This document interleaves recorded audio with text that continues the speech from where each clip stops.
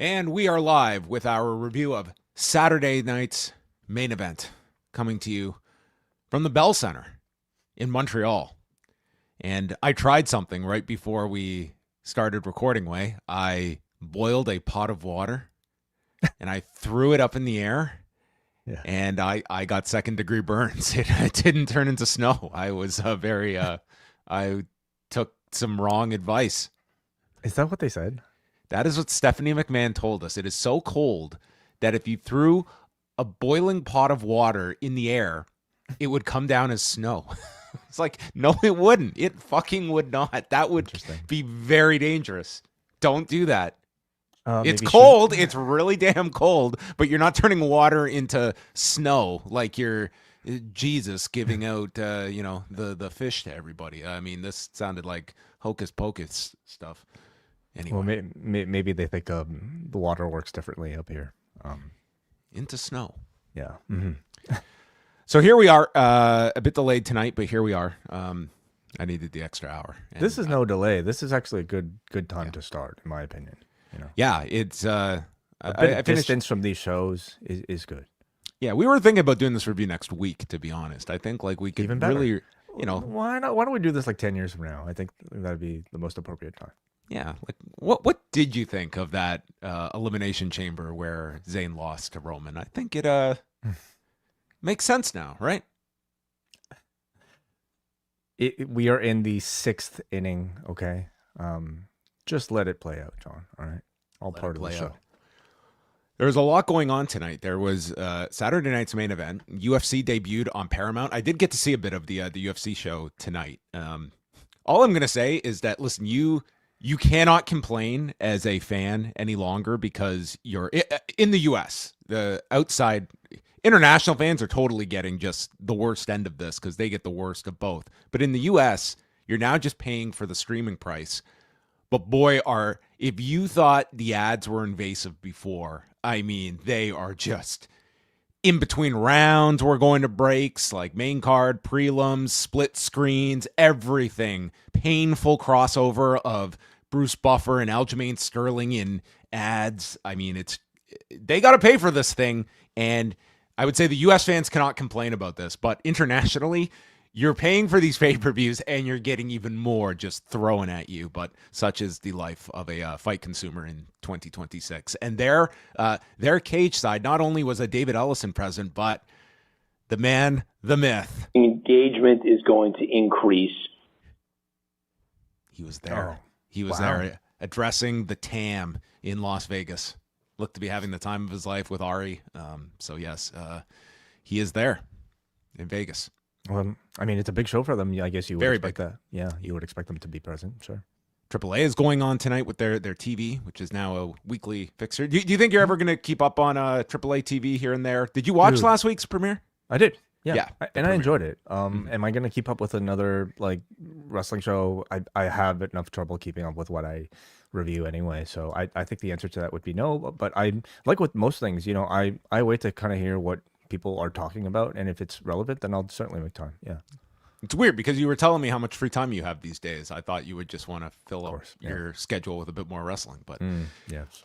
We're going to get into tonight's show, night number 2 from the Bell Center in Montreal, Quebec. And they've got to get to Toronto on Monday. And we are about to get hit with a polar vortex. And it's going to be madness. It is already madness across the U.S. with this weather. And Toronto is not going to be exempt from this. And yeah, they've got to get to Toronto for Monday. I'm just looking at my iPhone right now. We're about to get 21 to 26 centimeters of snow. Yeah.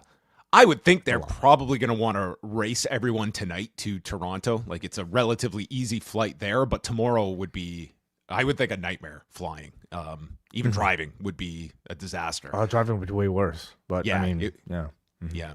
So maybe the good old train. I always recommend people going from love the train to Montreal. Toronto to Montreal. That is to me, like my preferred way of travel. Absolutely. It was like $150. Wi-Fi, no traffic, beautiful. I mean, I would take that anytime. Takes a little more time than usual, and I guess you're sort of subjected to the schedule, and you still have to, I guess, make your way from Union to wherever you're going. But Yeah. I don't know. Something tells me that I don't know many of the people on the roster are taking the train tonight. But then after Raw, they've got to get to Saudi Arabia. That's the next trip. So You can't take a train there.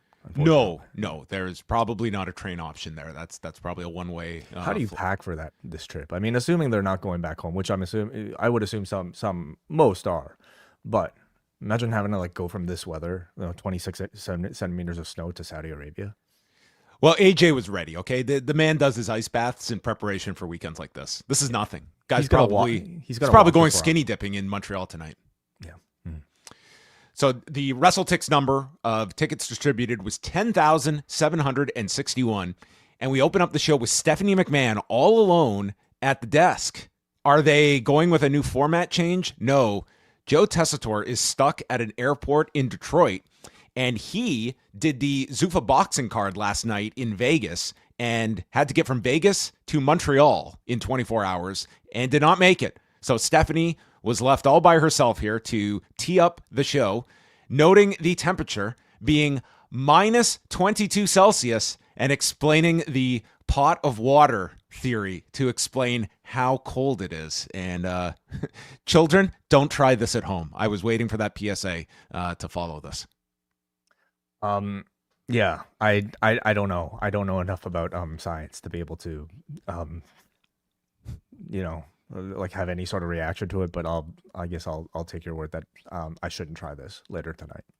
Well, with all that said, are you ready to review Saturday night's main event? Excuse me? I don't think I No, Montreal, I said, Êtes, vous, prêts? Yeah. Man, it's a francophone just coming through our screen. I mean, what beautiful French. Yeah. Êtes, vous, prêts? Listen, I don't know if you or I could have done it any better, and we've taken a lot more French courses than Stephanie McMahon. It's the scream, it's the delivery of it. I mean, this is a pretty basic statement to make. It's not like she butchered it. It was just the primal scream that the Stephanie McMahon guttural scream that was accompanying this. Maybe this was Tessitore's role, and she had to adopt it. But I mean, the energy totally was like, Mom, please don't embarrass me in front of my friends type of, Yeah. Binge. No, Stephanie's oh my God, my parents are following me on Instagram moment was when she was later teeing up the four-way and yelled out, whoop that trick. That was the Stephanie mom moment of Saturday night's main event. There were a few of them. So it's cold, and Michael Cole and Wade Barrett are here to call the action, and we are starting with Jacob Fatu and Cody Rhodes. And Jacob Fatu cuts a promo in the back, and probably not to the level of his oratory skills that we saw on Friday night. Mm-hmm. He was great last night. Doing all that acting, no thinking. That's what put you in prison. I mean, that was a left field line out of Cody. I mean, what a line. Well, I do sense he is, flirting with the idea of, or at least teasing us with the idea of possibly turning heel. And I thought, therefore, that's way more aggressive side of Cody just suddenly popping out. To me, I thought it made sense. So Cody is coming out, and Jacob goes right after him while he's still got his ring jacket on. The bell has not rung. Charles Robinson gets knocked down in the back and forth between them, and then all of a sudden, security is out. I don't know what they were trying to prevent here. Like, they have a scheduled match, but the bell is not rung, and thus we needed a backup here to separate these two men who are about to fight in seconds, but it's not official yet. So they just continue brawling. Half of security get mauled mainly by Jacob, and they fight up the aisle. They fight towards the desk. This crowd's going insane. We got a Mad Dog Vachon reference from Michael Cole, and then Cody spits a drink in Jacob's face. They make it to the concourse area. More security is just being thrown away, and then Nick Aldis pops up too. They continue to fight off security as they make their way back into the arena.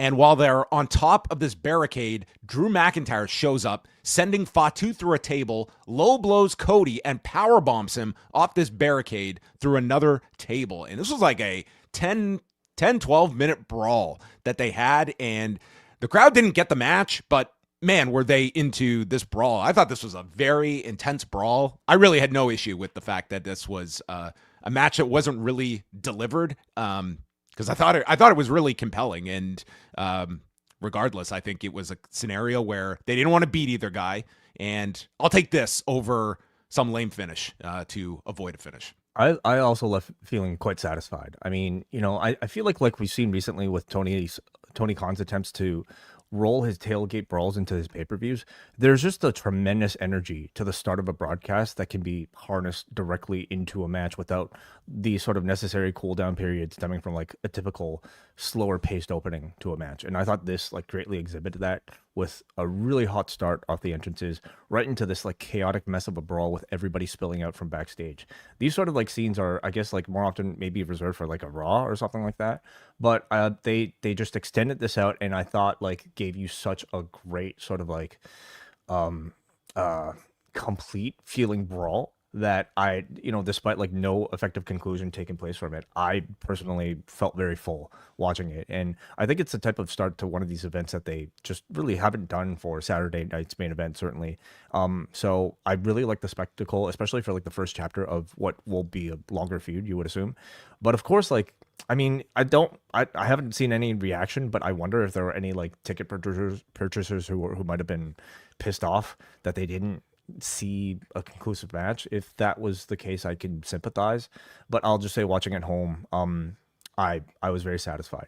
I was curious, like prior to this, whether or not we would get some sense of like the crowd turning on Cody or like responding better to Fatu than they would Cody Rhodes. And I don't think there was any sense of that because they didn't really give an opportunity for the crowd to turn on Cody at all. The chaos was just like so like high, to start, that I think people just ended up essentially like reacting well to the both of them. So I think no real sense of like any sort of like heelish tendencies from Cody in this one, in my opinion, other than maybe a ref bump, which ultimately was unintentional, but I guess could later be explained as, maybe not so intentional.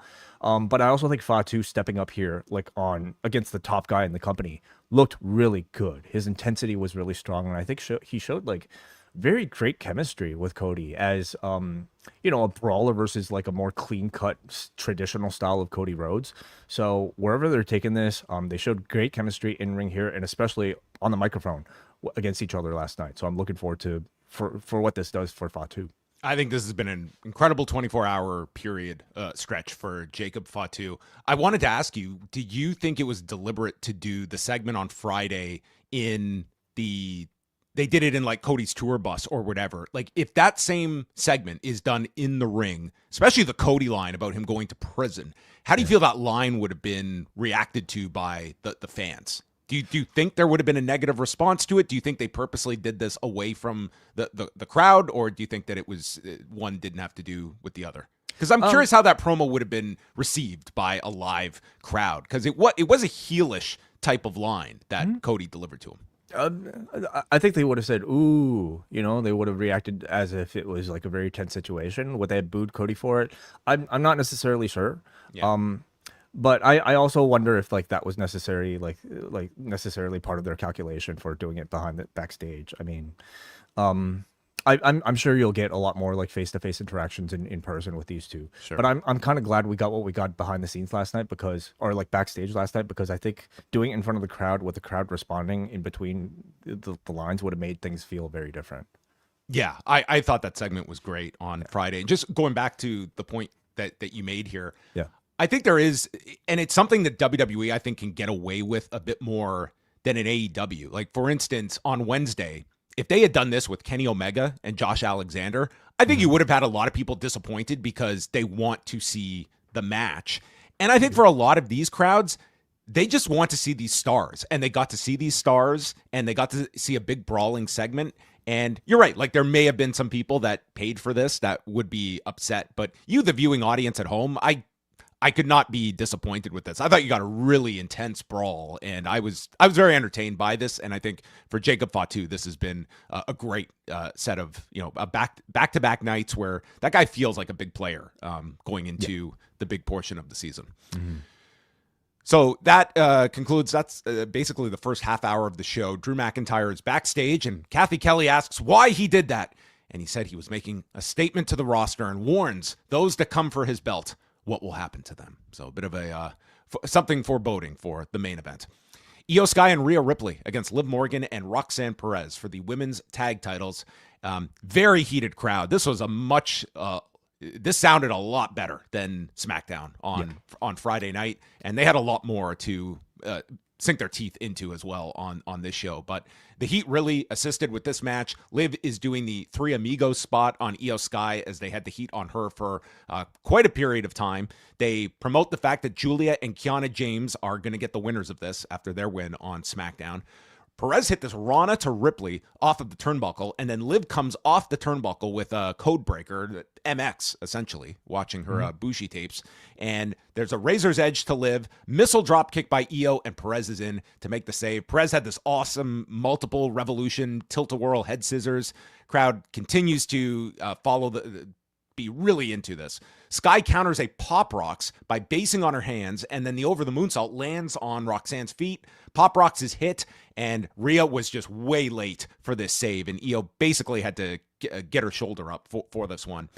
We see the headbutt Riptide combo onto Perez, and then as the Riptide is hit, Io hits the over the moonsault and has the match won when Raquel appears, pulls out Raquel's feet, knocking her off balance. Rhea's feet. Raquel pulls out Rhea's feet, and Rhea falls on top of the referee.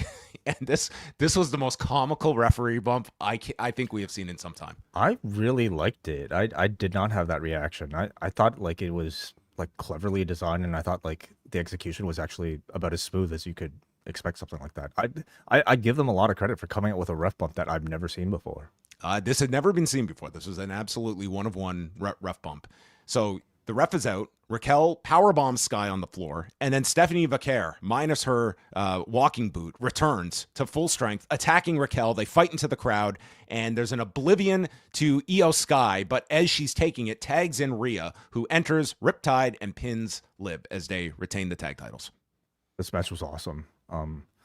As has often been the case over the past year with like most of the combinations that you see on screen here between these four. I mean, these, especially with Roxanne, Io, Rhea, and I thought Liv did a great job in this match too. The pacing was really great, quite fast for like, a WWE style match. I thought Roxanne and Liv looked really awesome together as a tag team. You got a sense of like real urgency when you saw them work together. And I think like, despite the two of them being heels and being smaller and undersized than their opposition, I thought like they used speed well to compensate for it. And they built a really good Rhea hot tag, and the crowd responded well to the Liv Rhea showdown, recognizing their history.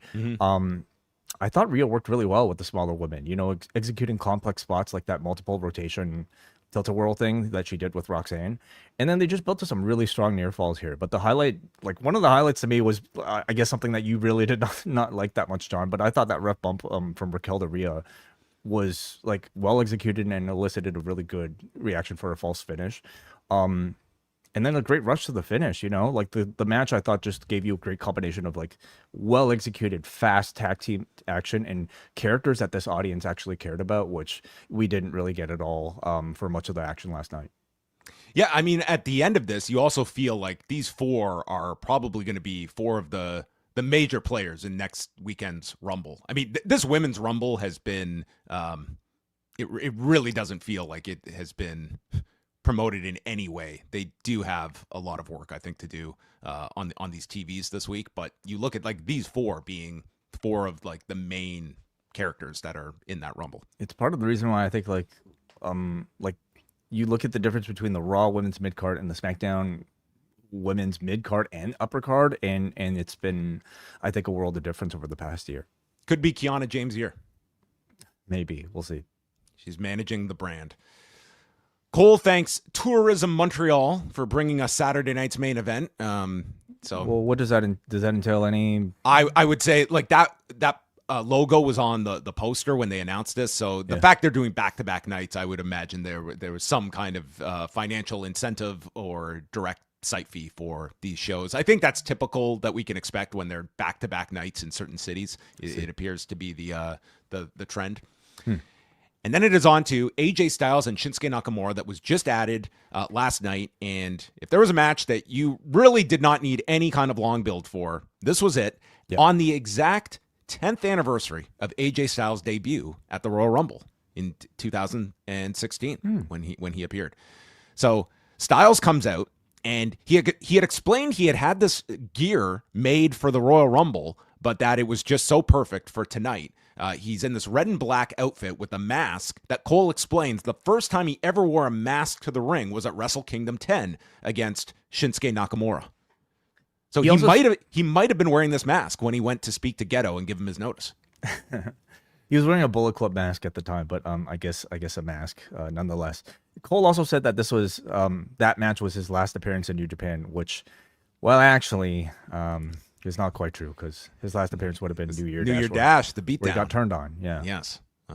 Well, it doesn't count, I guess. Yeah. No. So they explain their ties to Bullet Club and Chaos. Michael Cole, he loves his Japanese groups. You know, they're no Triple Tails, but Chaos. He was a big Chaos fan. Yeah. I guess I just imagine like.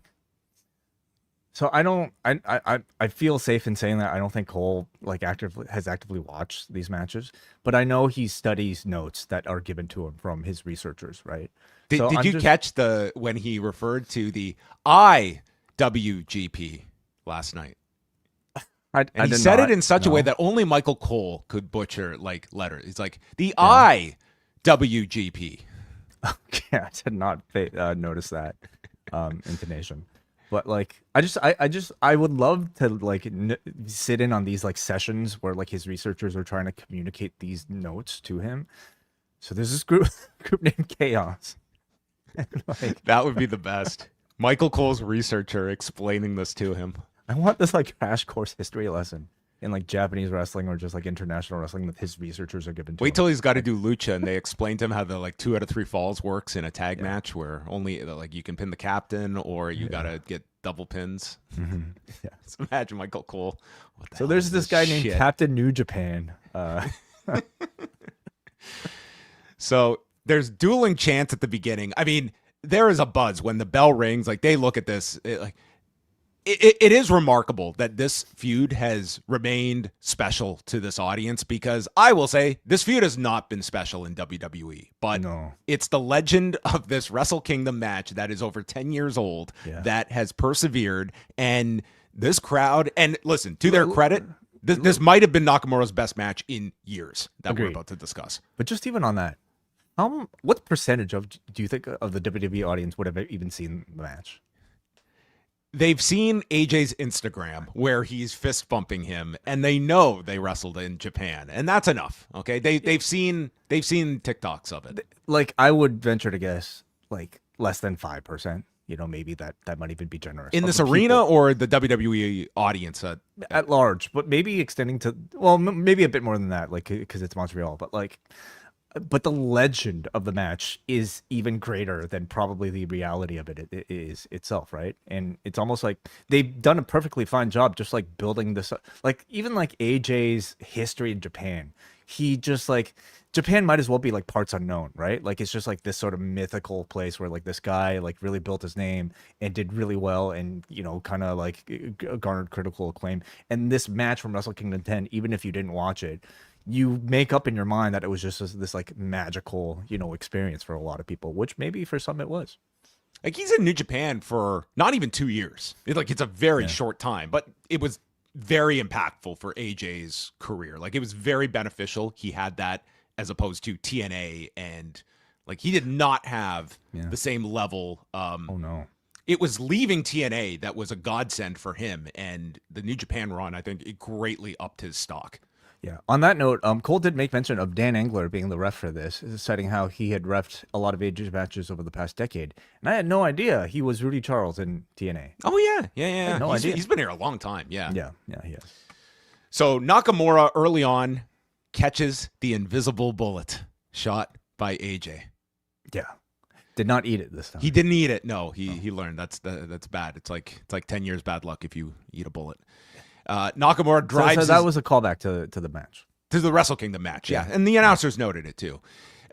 He's driving his knees into AJ while he's grounded and teases the Kinshasa really early, but gets struck in the knee, and that is what AJ is targeting throughout the match. Dragon screws, goes for the calf crusher, and Then he goes back to the calf crusher into the center. Nakamura counters to an armbar, then a triangle, and Styles tries to stand up into the Styles clash, and Nakamura escapes. And they do the Nakamura Sakuraba spot that I love every time. Nakamura shoots in right into a knee, and this looked great.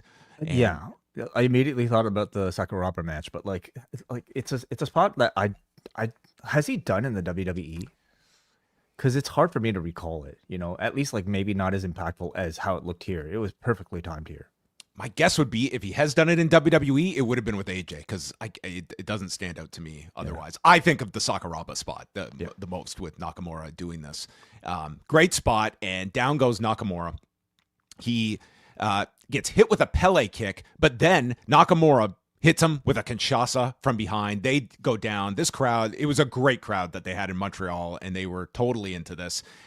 He sets up for the Kinshasa, and Nakamura's knee gives out. So Styles delivers his own Kinshasa, tries for the phenomenal forearm, but Nakamura catches him on the shoulders for a landslide and a 2 count. Styles is down on his knees, blocks and the this is how I feel like you can tell like Cole is only reading notes, not necessarily like an active viewer, because to him this was that driver. That driver. Yeah. So Styles is on his knees. The Kinshasa is blocked. Styles clash gets stopped, and then Nakamura lands a knee. Both go down again, and then AJ snaps the knee over the top rope into the phenomenal forearm and Styles clash to win the match, and they're on their knees. And they said, "How about it, Shinsuke? One more fisting." And they fist bump right there in the center. And it was Wrestle Kingdom 10 brought to the Bell Center by Tourism Montreal, and Styles bows to Nakamura. They hug. This was Nakamura's best match in years. I mean, he had an incredible like aura about him for that Noah match. I thought this was better than the Noah match he had with Muto. Like that was a lot of just, he felt like a superstar in that environment. I thought this was a better match than that, and I cannot remember the last time Nakamura performed at this level, and a lot of that goes to who he was there with, because AJ was outstanding in this match. Yeah. I don't know if there's been a Nakamura match that's been like built up to feel as important as this one, and like the build was less than 24 hours. It was which is... Nick Aldis like, "Hey, can we chat?" But really, the build started from when AJ announced this would be his final year, right? And further confirmation from Nakamura on his socials that this would be the last time that these two met automatically gave all that history and all that emotional weight attached to this that none of Nakamura's other matches have had over the past like 8 years, honestly. So like this, at least like they gave you a great big fight feel for it. AJ came out with his throwback year, and Nakamura kind of came out in his throwback year too, because for the first time in a long time, he did not wear a top to wrestle.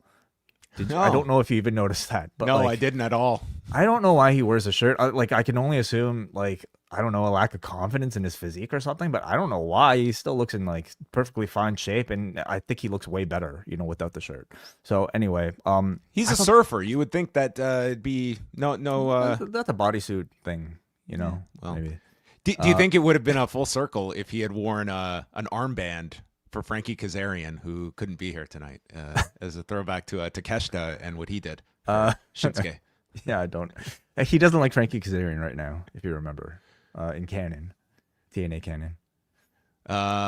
He told Santana to beat Kaz. No, I was saying Nakamura would wear the armband for Kazarian not being here to be his opponent. Okay.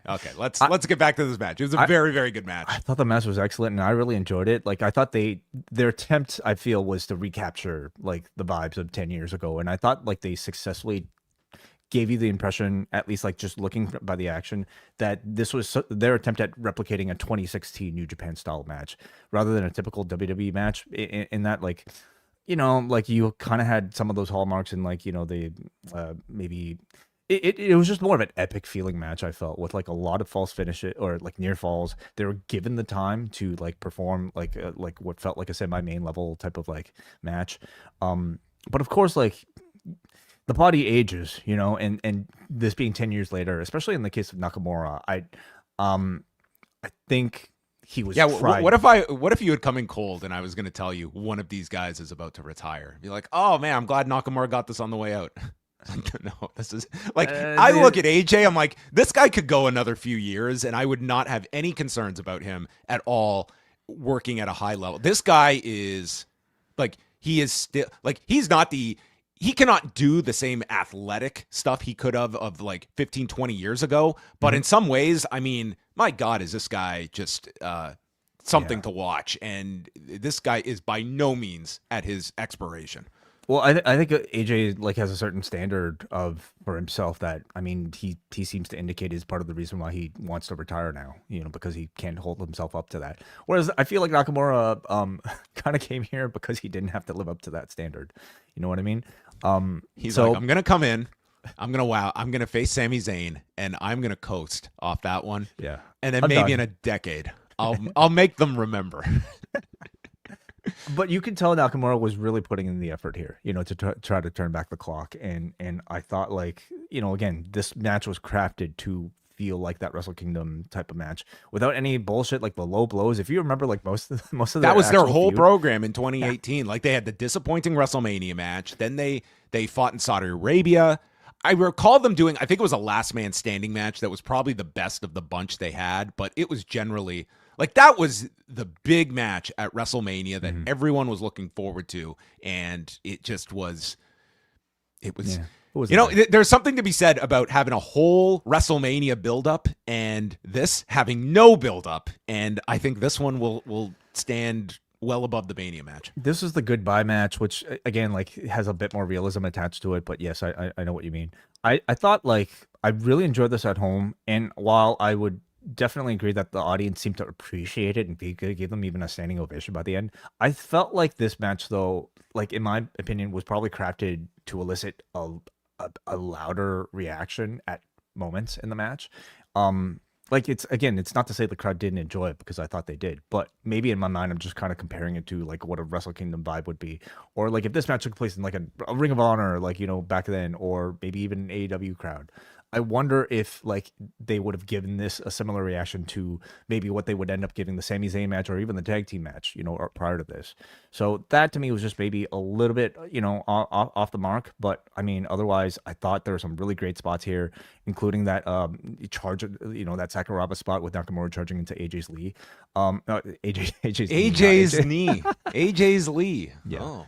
I don't know if you just like skipped over because it was so poorly done, but Nakamura did attempt a sling blade in this match. Oh, it was really bad. It was an awful sling blade that was very reminiscent of what was it? The Harley Cameron one we just saw. Maybe that was his tribute. Harley Cameron's might have been better than Harley's might have been better here.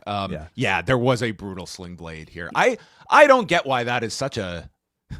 It's not. It's a move that, like, it looks like a basic one, and I've never attempted a sling blade, John, so I can't say how basic. But if I were to give you a task of like pulling off 5 moves, and next time I see sling you, blade was one of them. Next time I see you, I need you to try to give me a sling blade, and we'll record it and we'll judge. Okay, we'll try that. He's also like tall and lanky. That might kind of have some effect. But that was a part of a whole, like, I would say, like the lone Tanahashi referencing sequence of it all, where he tried to do a dragon suplex and then resulted in the sling blade instead, which like the crowd did not react to at all. Like, this crowd did not really sort of like sense it. But I mean, that was a make or break here. But I overall really enjoyed it. I thought it was one of Nakamura's best ever matches in the WWE. They tee up the Rumble for next weekend, and the list of participants they had here for the men's match is Penta, Roman Reigns, Cody, Fatu, Solo Sikoa, Jey Uso, Rey, and Dragon Lee. For the women's match, Rhea Ripley, Io Sky, Liv Morgan, Roxanne Perez, Raquel Rodriguez, Bayley, Lyra, Asuka, Julia, Lash Legend, Nia Jax, Chelsea Green, Charlotte Flair, Jordan Grace, and Alexa Bliss. So plenty more to be announced. And are you thinking 4-match show for next week? I was looking today, and that's pretty much been the format for the Rumble the last couple of years. And we've got 2 title matches and 2 Rumble matches. Well, when you think about it, the 2 Rumble matches will each be an hour plus, or at least close to it. So that already accounts for like 2.5 hours of pay-per-view. Drew and Sami, you got to figure, is like 18 to 20. And then you've got Gunther and AJ that should... I think it should have like the length of this Nakamura match. Like I would imagine like those. I could see a talking segment maybe in there or something like that. Perhaps. Oh, who is that Saudi Arabian comedian that they always get involved? I mean, he's got to do something, right? He's got to be in the Rumble. of course. Yeah. Stephanie recaps the show, and we get shots of Sami Zayn outside in the cold with the fans. What a babyface. Yeah, what a Canadian. Yeah. It's even colder in Montreal than it is here. So, yeah. Jeez. Main event time. 4-way. Randy Orton, Damian Priest, Trick Williams, and Sami Zayn. Huge reaction for Sami Zayn. I love this part. Cole says he was talking to Kevin Owens today and said it's a complicated relationship he has with Sami, but he's rooting for Sami from his home. It's like the last time we have seen those two together, they were murdering each other in Toronto. The friendship was done, and a neck injury heals all friendship wounds. Time apart tends to send these two back together. It's a complicated relationship. Yeah. So Trick immediately just bounces to the floor, and they keep teasing Sami and Randy going at it. Zayn was the clear superstar of the four, but it wasn't like they were against Randy. I think this crowd, like, they are into Trick. If anyone, it was like indifference towards Damian Priest, but it wasn't as though they even treated like any of the four as like the heel of the match. In some ways. I would say Priest. They did. Sorry, Trick. And you know what? Like, I kind of take that back because there were moments where like Priest was attacking Zayn and he got booed, right? Yeah. Where you could even say that for Orton as well. There are slight moments, but I mean, Orton was the big superstar. Sami was the hometown guy. Trick is the heel, and Priest is just kind of by default the person they care the least about, and therefore maybe leaning slightly towards heel.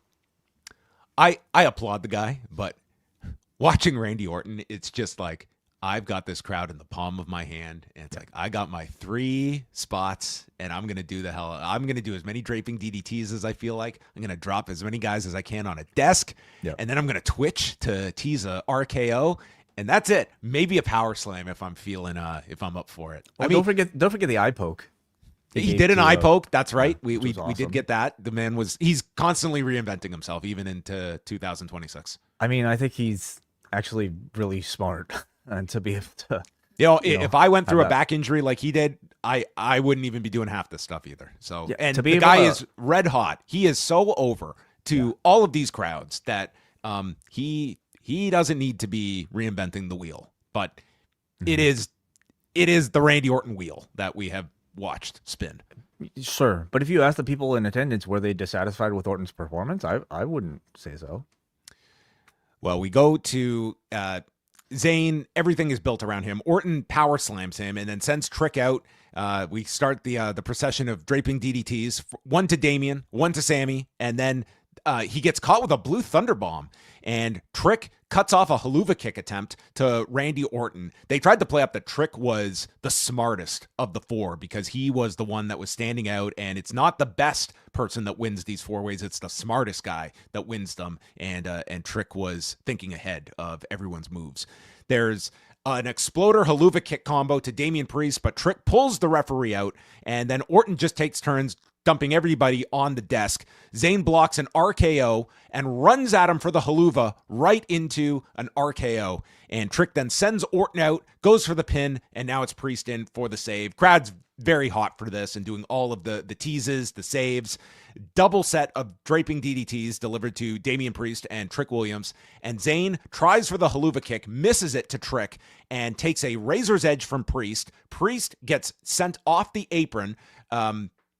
Priest knocks Trick off the apron while Randy has been taken out of the match, and then Priest turns around right into a haluva kick, and Sami goes for the cover as Randy is too late to break it up, giving Sami the win. And in the best cutaway, we get Sami's son, who's wearing wearing headphones to cancel out the noise, and he just puts his hands in the air, cheering on his dad with Sami's wife there, and broke the curse of family in attendance for a big match.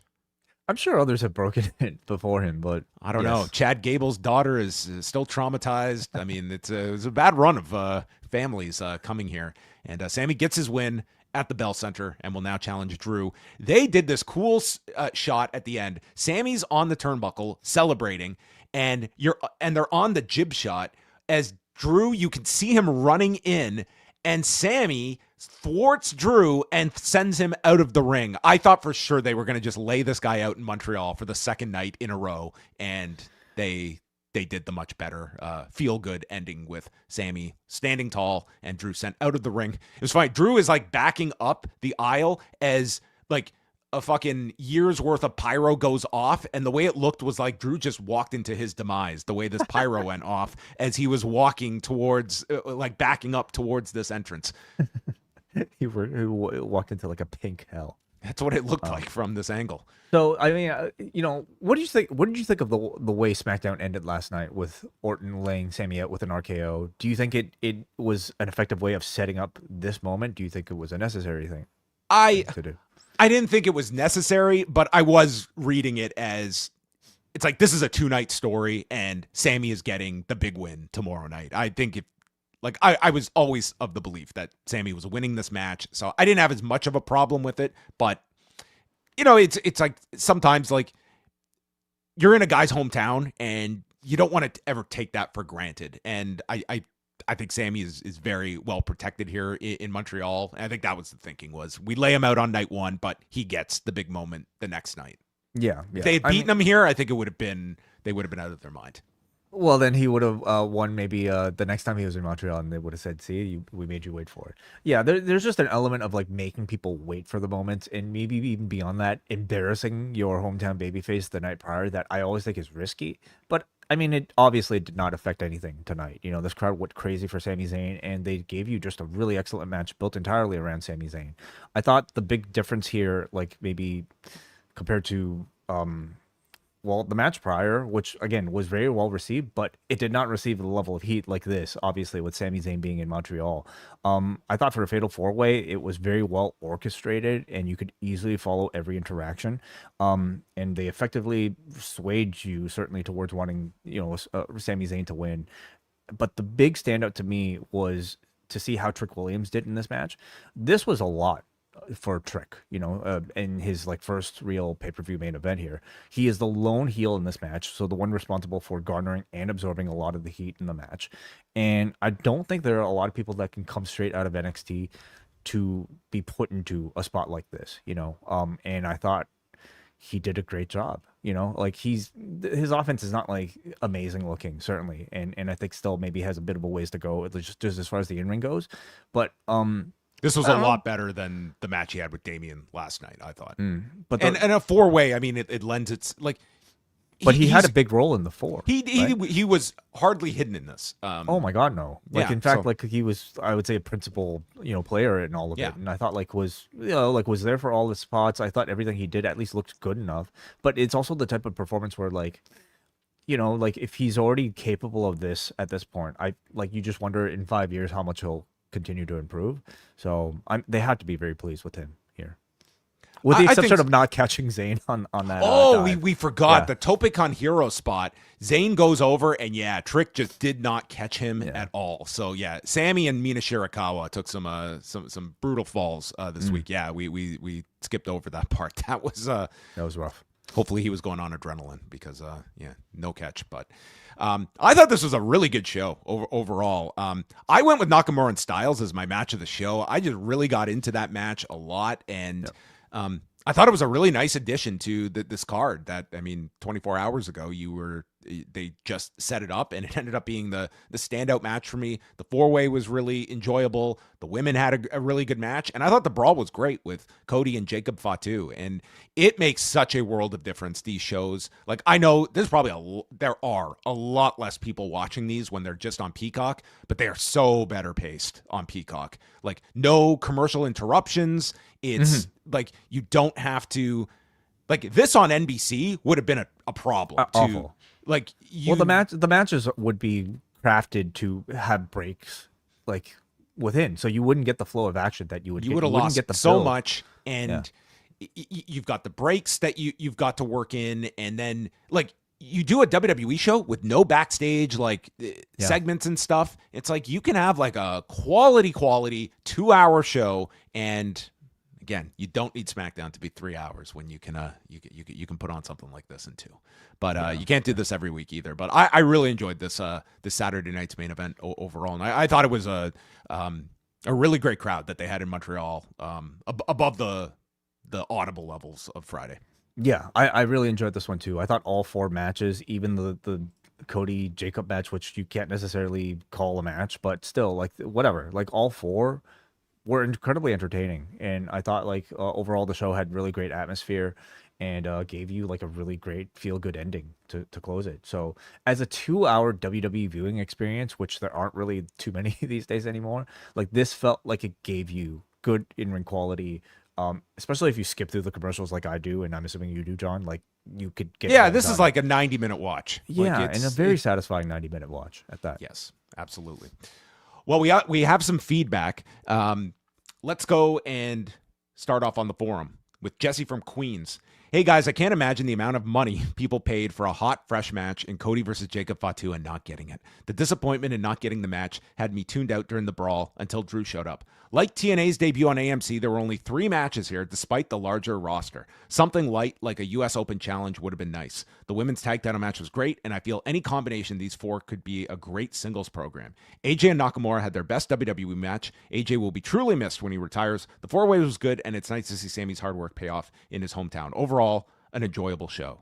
I would not compare this to TNA's debut at all. That said, you and I both enjoyed the brawl, but I am not going to disagree with any fan that is spending these TKO prices and was disappointed. You have every right to complain if you bought a ticket and that was a match you wanted to see. Like you are spending an incredible amount of money, and those people have every right to complain. But you, the viewer at home, like I have less sympathy because it's like this was a TV show, and to me, it's like you got 10 minutes of this. Is it a TV show?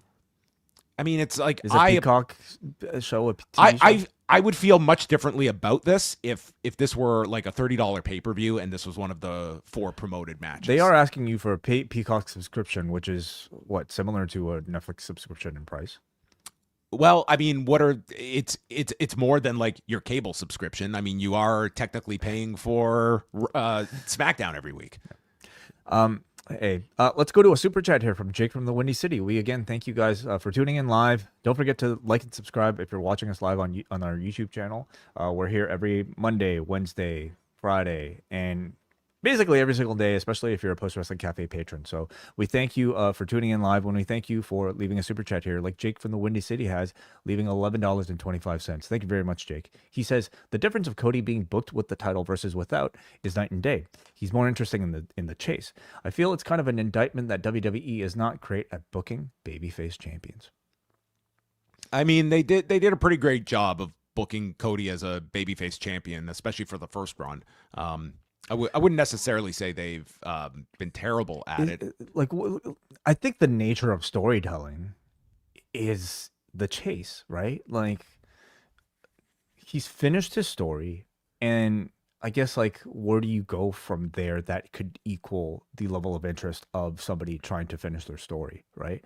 Like, in any promotion, even looking at, like, AEW with Paige, like, you can't say, him being champion was better than him going for the championship against Moxley.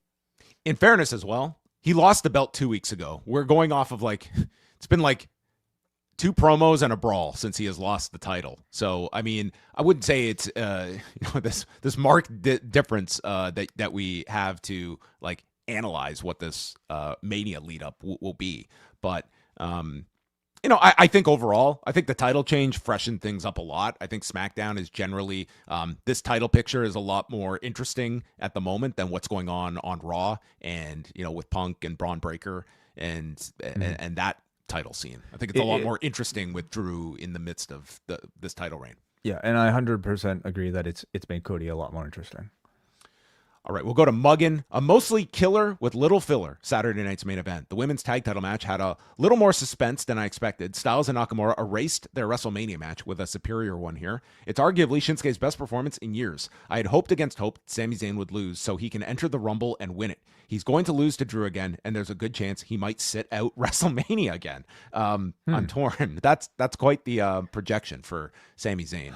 Sit out? Would he? Okay, so yes, would you agree that he would likely lose to Drew in Saudi? Or no? I don't. I'm not expecting him to win, but I'm not saying that definitively.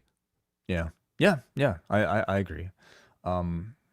I don't know how much I want to tout I think it's fine to promote the he's never beaten Drew before. I don't know how many times we need to hear the 0-11 stat, because I think that's like a ridiculous stat. It's a legitimate one, but it sounds so ridiculous. Yeah, like in what sport, Like, would going 0-11 inspire any sort of confidence from a viewer that your team would or like this player would be able to I think the beat this max other would be team? like he's 0-4. I think that's the limit we can go to. Yeah. It's like this is just stupid. Like It might this as is well like be 0-58. You know. it's yeah. This is like the opposite of the Goldberg streak. But Yeah, a couple more super chats here. One from Andrew Brown, who has been a YouTube channel member for the past 11 months. Thank you very much, Andrew Brown. He says, this month we saw rematches of the top 2 Wrestle Kingdom 10 matches. that's right. That's right. Yeah. We got both of them, and both were very good in their remixes this month. That's right. And also Kylie Coyote sends $5 Canadian. Thank you, Kylie Coyote. He says, I think it's pretty obvious that Jacob and Cody will be held off for Mania, starting with tonight's brawl and an elimination of each other in the Rumble. What do you think? I don't see these guys being alone in a non-title program. I see these guys being part of the title program. Well, let's not forget the Chamber as well. Yes, and you would assume, if neither of these guys win the Rumble, that there's a very likelihood they would be in the Chamber. Or one of them one wins the Rumble, one goes in the Chamber. There's lots of ways to get to where they're. To hold off Jacob and Cody for that long feels like a pretty tall task. But they are kind of known these days for like these sort of like several rematch length types of feuds. So it's possible.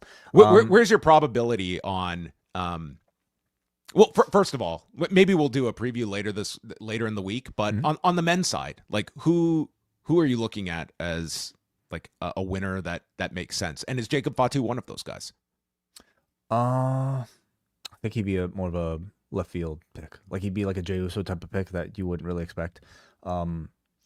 We also like aren't necessarily given like what is it? We've got like 8 people in this Rumble too. He's not really given the audience his sort of like wanting to win the championship type of like motivation as much as like other people in the past. But I mean, Jay hasn't necessarily either. I feel like Gunther, is Gunther in the Rumble? They didn't list him tonight. Yeah, but coming off the Cena win and just like the superstar push they're giving him, I feel like he'd be a candidate. But if he's not winning, it's like the fact that they're not promoting him for the Rumble. Like I don't think they want to make him like just another guy in the Rumble, or even like if he's not winning, do we want to put him in the Rumble? I think they would have made it clear here tonight if he was in the Rumble. You think so? I think they would want to save that for a surprise. As a surprise? Maybe. Yeah, that's possible. And then we got Roman, of course, who I think is always going to be a leading candidate. Yeah. We have Jeremy from Texas here. Maybe I'll read this one, John. He says, maybe having the show played a part, but it seems the overall build to the Rumble this year has been lackluster. Tonight we got the brawl between Cody and Jacob Fatu that will likely carry over into the Rumble. What do you think of that as a addition to the Rumble card? Cody against Jacob Fatu? Yeah. No, I see them just leaving them in the Rumble. I don't see them separating that to a separate match. Because maybe that's what Jeremy in Texas means, that it'll bleed over into the Rumble match. Oh, into the Rumble. Yeah, of course. Like both are in the Rumble. I think I think they're going to hold off on the match. I'm also intrigued by the match placement next week. If Sami versus Drew goes on last, I think there could be a possibility of a title change. The build has been poor, but at least the Rumble seems a bit more unpredictable than it has been in a few years. I could see them going on last. I think there's that potential. Sami's going to be arguably the biggest babyface on that show next week. I think like stars like Roman will receive a big reaction as well. They will, but Sami going for the belt, I could see it possibly. This is why I think Sami's going to lose. He'll lose in the semi-main event, and then you'll get your big hero pop for whatever babyface wins the Rumble. All right, last one here. Am I the only one who laughed my ass off when Drew yelled "move" to Kathy Kelly, then proceeded to walk around her anyway, so she didn't move? I missed this. It's live television. It's tough to coordinate directions. But there you have it. Those are generally it seemed like people were happy with Saturday night's main event. Yeah, it's gonna be a while to. Hey, no Jesse again on tonight's show. Can we? Is Jesse? You don't need Jesse anymore. You got Êtes, vous, prêts? Stephanie McMahon. I think that she should just like speak a different language every time. No, Montreal. I said Êtes, vous, prêts? Yeah, Stephanie, you know our language. Yeah. You know what I want? I want the after show. I want Mick Foley and Jesse Ventura to do the after show for the Saturday night's main event shows. You want Mick Foley here? Well, they were. Mick Foley has been in great support of Jesse Ventura. Oh, gotcha. Yes. Yeah. I've not seen their social media, but I imagine, terrible what's happening. Yeah, I mean, today was a horrible day in a long line of them. Today was no exception. So on that wonderful note, we are going to wind things down. This coming week, we've got a lot coming up on the site. It is also the last week for you to capitalize on our deal that's been going on throughout the month of January. So effective February 1st, we are going to be introducing a price increase at our regular level on the Post Wrestling Cafe. This has been something we have put off for a long time. It's no one's a fan of increases and such, but it is something that we have tried to put off We're not even really increasing the price, John. This is strictly an inflation price increase. Like, we started at $6 in 2017. We've not raised a cent since then, and so we're really just kind of keeping up with that. But yes, we understand. These are very sensitive things for anybody running a small, subscription service like us to promote. So we put a lot of consideration into it, and I feel like we are handling this with as much, I think, consideration as we can by allowing people who sign up between now and February 1st to keep their $6 a month rate for the entire year of 2026.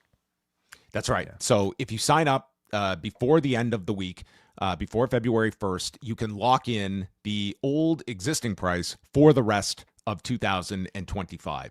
So you have this week to do so at postwrestlingcafe.com. Your cafe membership, it gets you access to all the extra shows we do, such as the Okada Tanahashi retrospective that we put out last week. You will get all of our Unreal episode reviews. We just reviewed episode 1 of season 2, and each Tuesday we're going to be going through a new episode of season 2, continuing with that this week.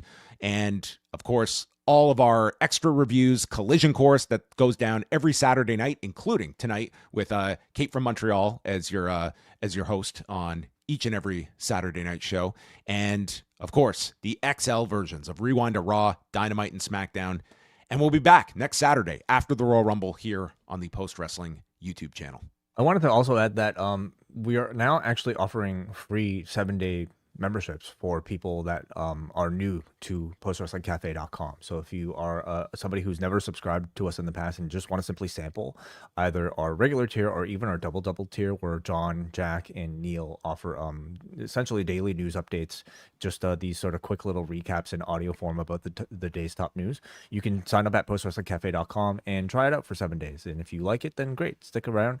If not, well, you can enjoy these shows for free that you're listening to, like this one as well. So thanks, everyone, for checking out the show. We're going to be back with Rewind to Raw Monday night, which is taking place from Toronto. So we will chat with you then. For all other news, go check out postwrestling.com. And that's going to wrap up tonight's show.